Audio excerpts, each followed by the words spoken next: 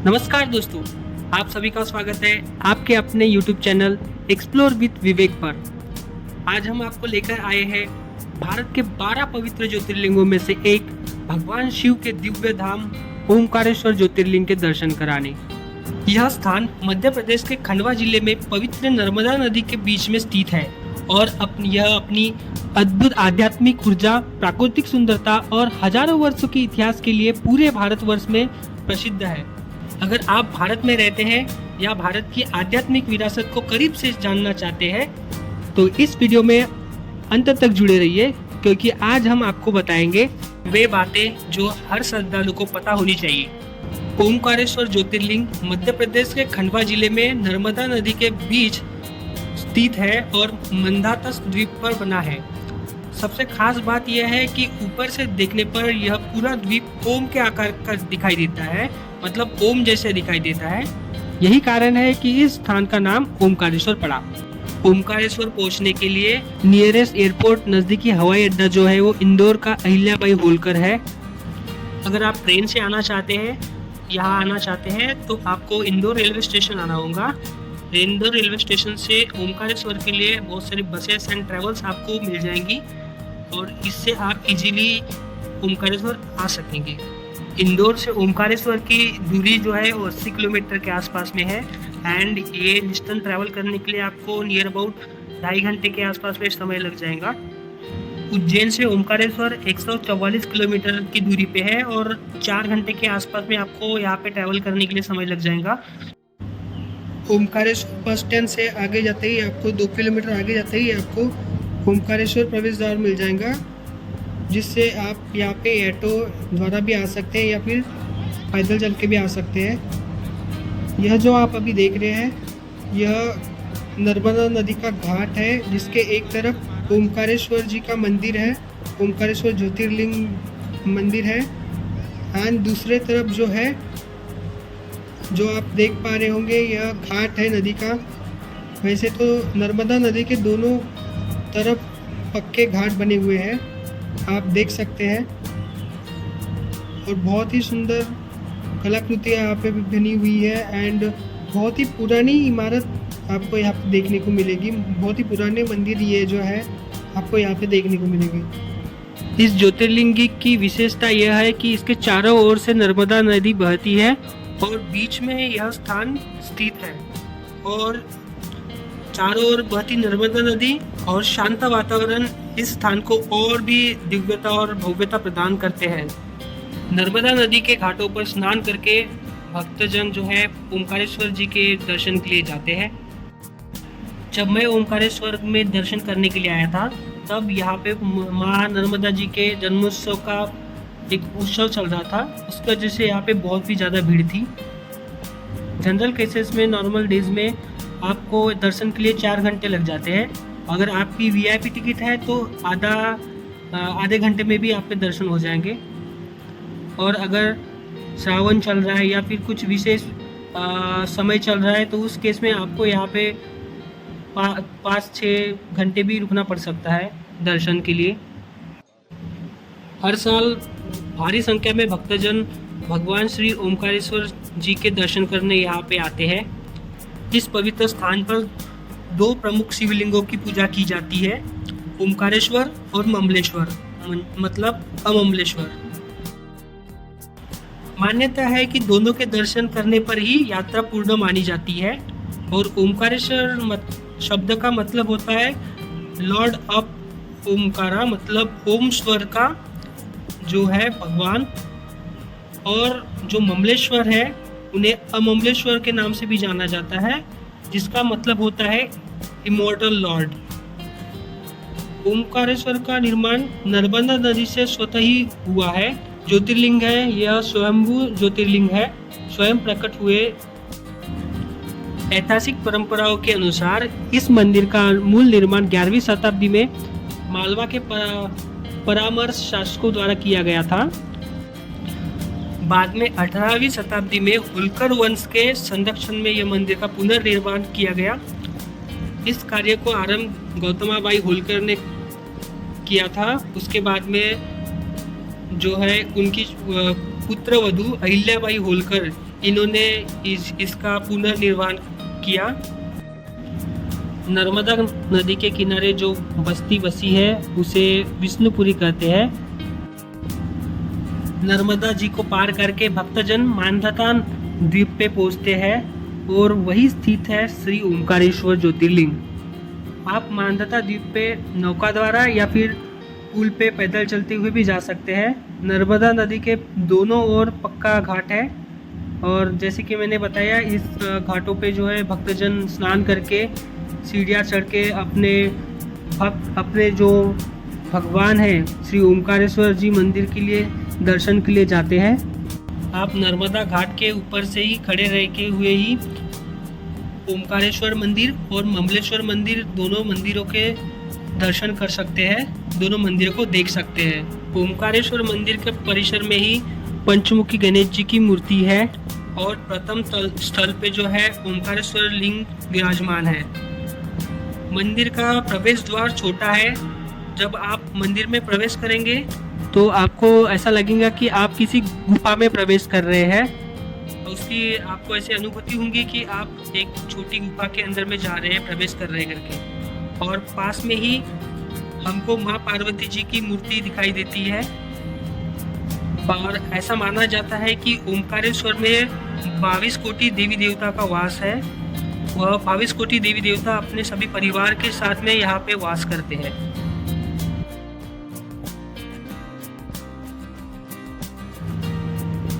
इसी प्रकार जो है आपको श्री ओमकारेश्वर जी के दर्शन के लिए लाइन में लगते हुए जाना पड़ता है। जिस प्रकार सभी भक्तजन आपको लाइन में खड़े दिखाई दे रही है उसी प्रकार आपको भी दर्शन के लिए जाना होता है।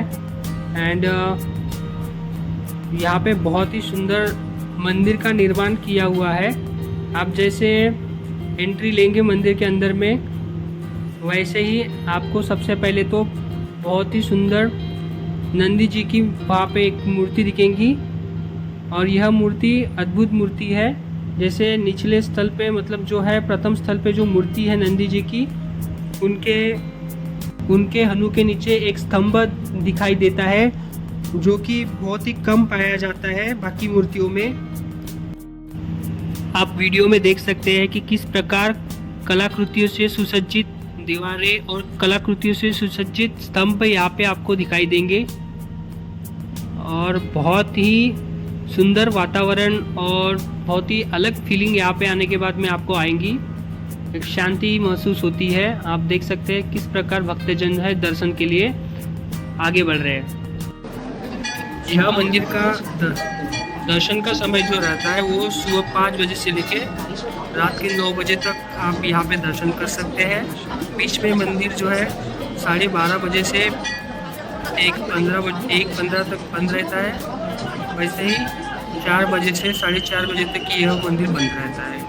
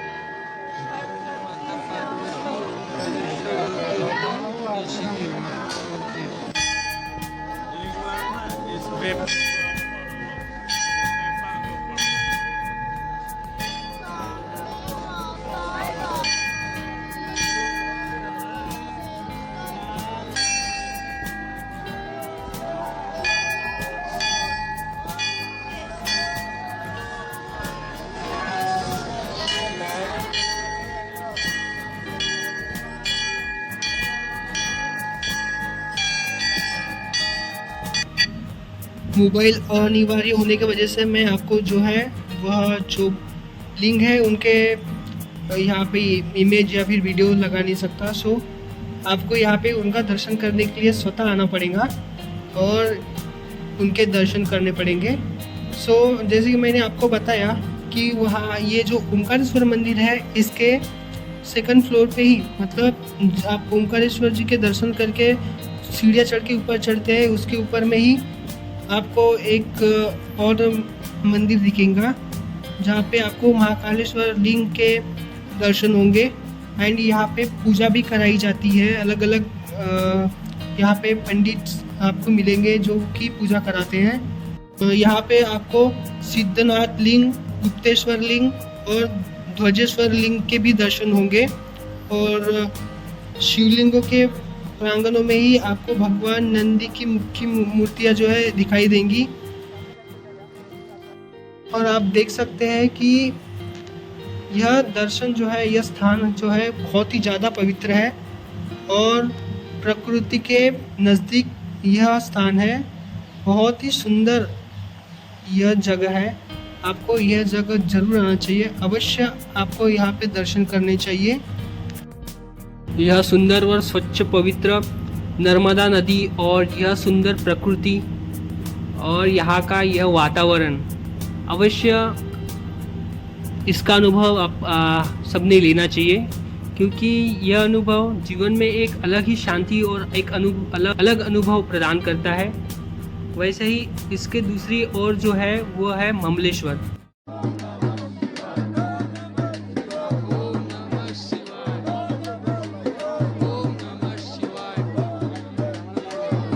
यह जो तीर्थ है या यह जो यात्रा है, यह दोनों ज्योतिर्लिंग के दर्शन से ही पूर्ण होती है।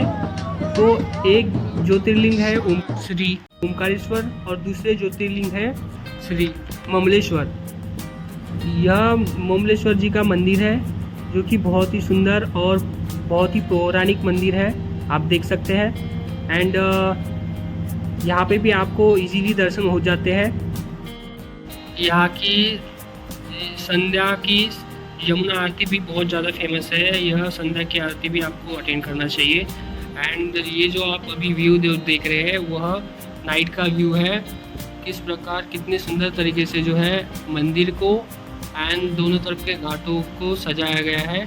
और आप ऊपर से देख सकते हैं यह जो व्यू है, मैंने सेल्फी पॉइंट करके एक जगह है वहाँ से लिया है। सो बहुत ही सुंदर यह व्यू है। उसी प्रकार आपको यहाँ पे एक बड़ी सी मूर्ति दिखेगी जो आदि शंकराचार्य जी की मूर्ति है। यह 108 फीट की अष्टधातुओं से बनी हुई मूर्ति है जो कि एकात्मता और ज्ञान का प्रतीक है। आदि शंकराचार्य जी जब 12 साल के थे तब वो कर्नाटक से इस स्थान पे आए थे और उन्होंने यहाँ पे 8 साल शिक्षा प्राप्त की और यहीं से उन्होंने फिर जो है भारत भ्रमण की शुरुआत की थी।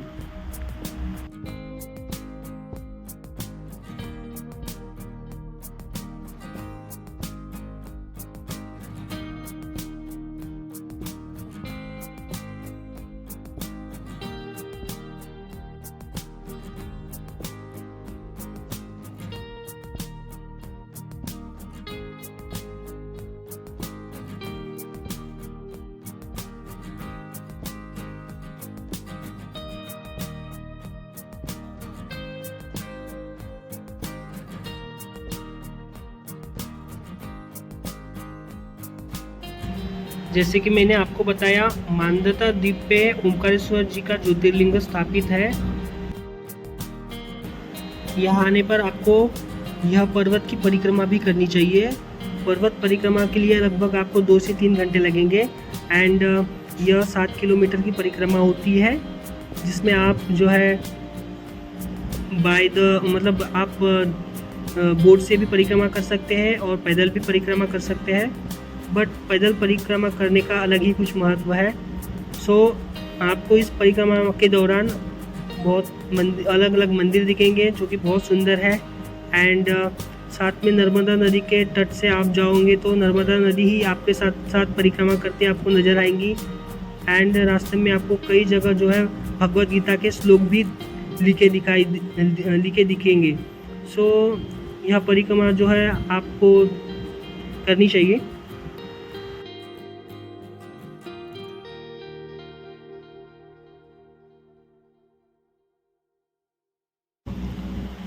यह मंदिर जो आप अभी देख पा रहे हैं, जो पूरे लाइटों से सजा हुआ है, यही ओमकारेश्वर ज्योतिर्लिंग जी का मंदिर है, जहाँ पे हमने दिन में दर्शन किए थे।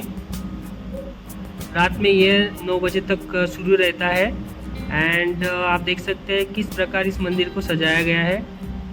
और यह नर्मदा उत्सव होने की वजह से आज जो है बहुत ही शानदार तरीके से आपको यहाँ पे जो है सेलिब्रेशन देखने को मिलेगा। सो आप देख सकते हैं कि कितने सुंदर तरीके से जो है यहाँ पे यह उत्सव मनाया जा रहा है। एंड इस स्थान का क्या महत्व है, ये आप इस व्यू से जो है एक अनुभव कर सकते हैं।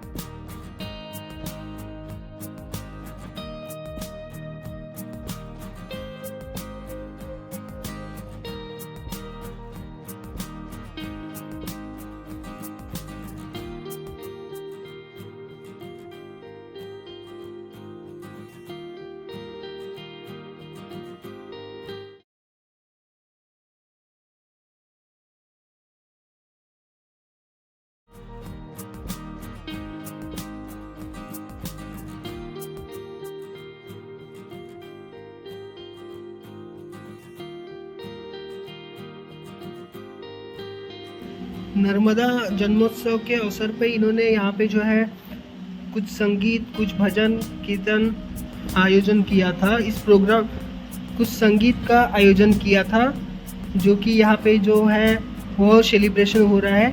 यह नर्मदा जी के किनारे पे जो ये पूरा प्रोग्राम जो है सेलिब्रेट किया जा रहा है। और आप देख सकते हैं कि बैनर भी लगाए हैं यहाँ पे।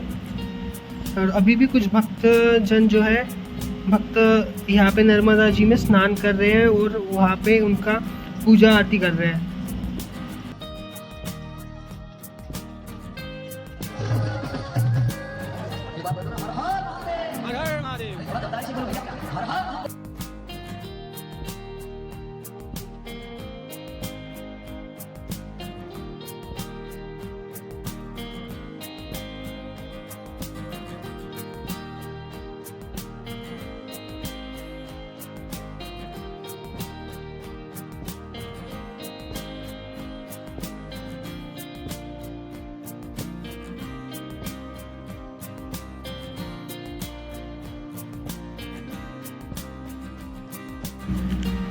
रियली दोस्तों, यह मेरे लाइफ का बहुत ही सुंदर अनुभव था और यह अनुभव मैं कभी नहीं भूल सकूँगा। एंड यस, इन फ्यूचर मैं यहाँ पे और आऊँगा एंड दर्शन करूँगा। प्लस ये प्लेस अमेजिंग है, आपको सच में यहाँ पे आना चाहिए। और यहाँ पे जो अनुभव आएगा आपको डेफिनेटली वो बहुत डिफरेंट होगा, बहुत ही सुंदर अनुभव आपको यहाँ पे मिलेगा। एंड आशा करता हूँ दोस्तों यह वीडियो आपको पसंद आया होगा। यह वीडियो आपको पसंद आया तो इसको लाइक कीजिए, शेयर कीजिए, और अब तक अगर आपने मेरे चैनल को सब्सक्राइब नहीं किया है तो चैनल को सब्सक्राइब कीजिए। Thank you very much for